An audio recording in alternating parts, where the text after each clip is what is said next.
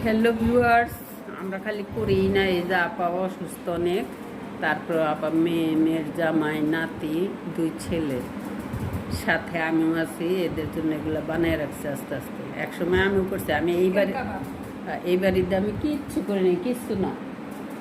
দুপুরবেলা 4টা ভাত ফ্রেন্ডরা খাইয়া শুয়েছিলাম। ভাত তরকারি আছে, মাছ রান্না আছে, ডাল মাছ রান্না, বাস ওইটা নিয়ে রাত্রে বাস ওইটি খাবো। খাইয়া আলহামদুলিল্লাহ বলি নামাজটা সেটা করার করলাম।